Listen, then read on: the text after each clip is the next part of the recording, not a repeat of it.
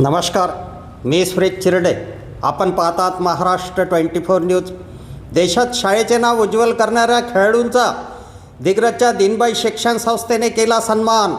राजश्री राठोड, तन्वी इंगळे, सुरेंद्र राठोड यांचा जल्लोषात सन्मान.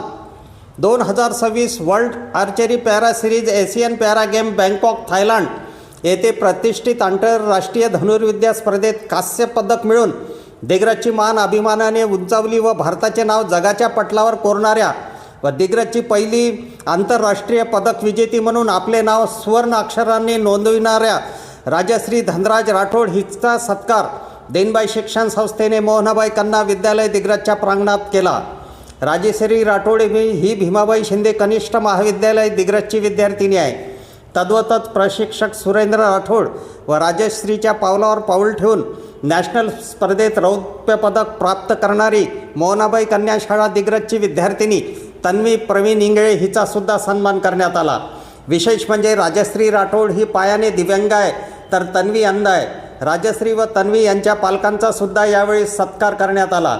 या कार्यक्रमाच्या अध्यक्षस्थानी दीनबाई शिक्षण संस्थेच्या अध्यक्षा मीनाताई चंद्रशेखर महिंद्रे पाटील, IPS डॉक्टर तेजस सारडा, संस्थेचे उपाध्यक्ष सत्यनारायण मनियार, सचिव सुहास विजय महिंद्रे पाटील, तालुका क्रीडा अधिकारी श्रद्धा सावंत घाडगे, गट शिक्षण अधिकारी दिग्रस मुकेश कोंडावार, मोहनाबाईच्या मुख्याध्यापिका अनिता नगराळे, दीनबाईचे मुख्याध्यापक कुंडकर, आदर्श तिवरीच्या मुख्याध्यापिका बिजमवार इत्यादी मंचावर उपस्थित होते. यावेळी राजश्री राठोड व तन्वी इंगळे यांचा पालकासमेत सन्मान करण्यात आला. अध्यक्षा मीनाताई महिंद्रे पाटील, IPS तेजस सारडा, तालुका क्रीडा अधिकारी श्रद्धा सावंत घाडगे, गट शिक्षण अधिकारी मुकेश कोंडावार, सुरेंद्र राठोड, राजश्री राठोड, तन्वी इंगळे यांनी यावेळी आपले विचार व्यक्त केले. कार्यक्रमाचे संचालन कल्पना घुगे, प्रास्ताविक मुख्याध्यापिका अनिता नगराळे, आभार दीपक बदुकले यांनी व्यक्त केले.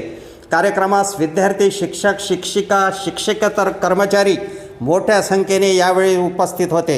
खूप खुश आहे आज मला तुम्ही एवढ्या चांगल्या पॉझिटिव्ह व्हायब्रंट माहोलमध्ये बोलवलं. आणि सुरेंद्रजी जे त्यांचे प्रशिक्षक आहेत, कोच आहेत, त्यांना असं मागणी समजा, आवाहन समजा की पुढच्या वेळेस हे ब्रॉन्झ गोल्डमध्ये कन्वर्ट व्हायला पाहिजे. दिग्रज शहरमधून गोल्ड येणार पुढच्या वेळेस, असं आम्हाला कामगिरी करून द्या. जे काही छोटं मोठं हेल्प मी करू शकतो मी करणार. हे पदक मिळाले तेव्हा माझा आत्मविश्वास खऱ्या अर्थाने जागी झाला.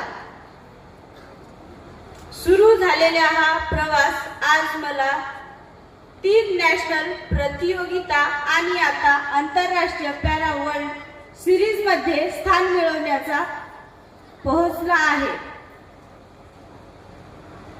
मैत्रिणींनो, यश एका रात्रीत मिळत नाही.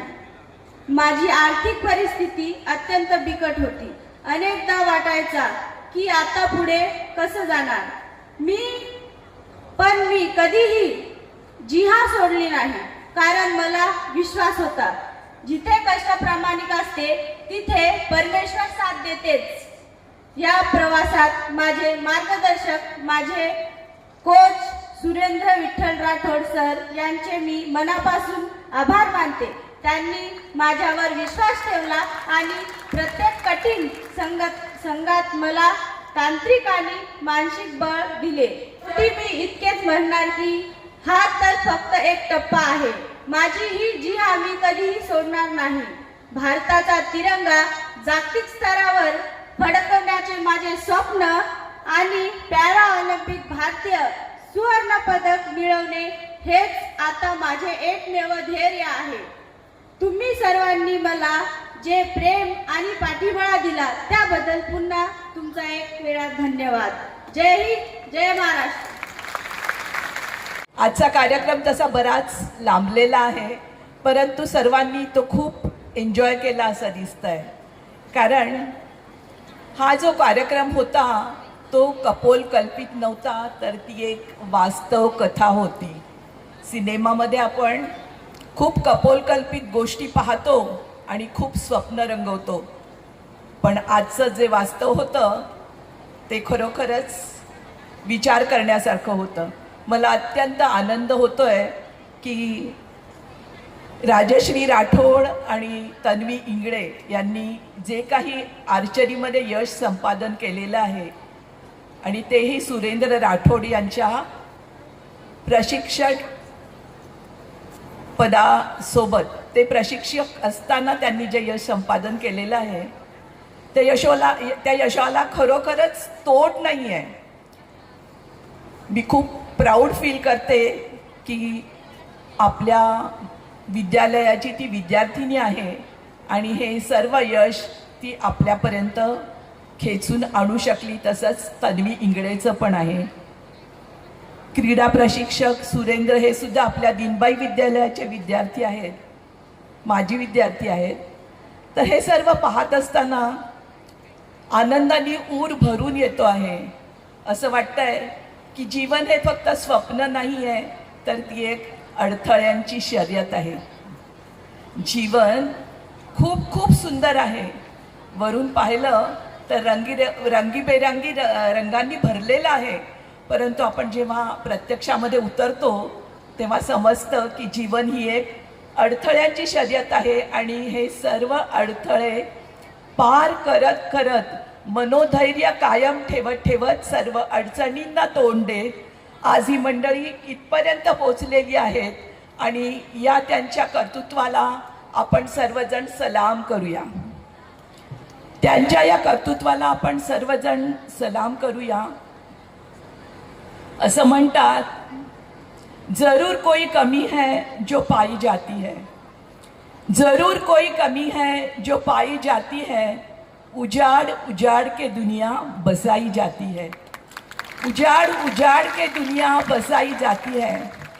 असंच एक स्वप्न या तिघांनी आपल्यासमोर उलगडून दाखवलेलं आहे आणि या स्वप्नामध्ये अजून रंग भरणं बाकी आहे.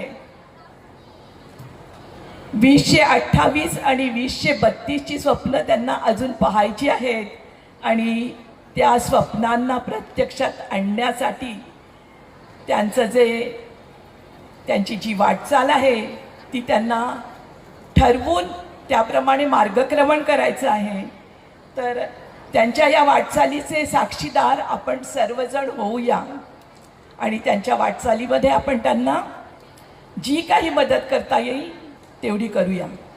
सर्व काही असताना, सर्व काही आपल्याजवळ असताना, सर्व अवयव, मुबलक परिस्थिती, मुबलक धन असताना आपण काही अचीव करतो तर ठीक आहे, ते पण कौतुकास्पद आहे. पण काही कमी असताना जेव्हा हे अचिव्हमेंट होते ती एक ग्रेट अचिव्हमेंट असते आणि या ग्रेट अचिव्हमेंटसाठी आपण सगळ्यांनी खूप भरभरून टाळ्या द्यायच्या आहेत. सर्वप्रथम टाळ्या यांच्यासाठी. इथे क्रीडा संकुल सुरू झालं. माननीय नामदार, पालकमंत्री माननीय संजय भाऊ राठोड यांच्या अथक परिश्रमामधून क्रीडा संकुल आपल्या इथे सुरू झालं आणि त्या क्रीडा संकुलामध्ये श्रद्धाताईंसारख्या अतिउत्साही, अतिमहत्वाकांक्षी आणि अतिमनमुळावू अशा क्रीडा अधिकारी आपल्याला लाभल्या. तर मला वाटतं आपली जी पूर्वीची ख्याती होती कबड्डीची पंढरी या नावानं आपलं दिग्रज 100 वर्षापासून ओळखल्या जायचं. अनेक नामवंत कबड्डी खेळाडू इथे होऊन गेले. अनेक जण आंतरराष्ट्रीय खेळांमध्येही चमकले. तर अशा या क्रीडा पंढरीनं थोडेसे कपडे बदलले आहेत.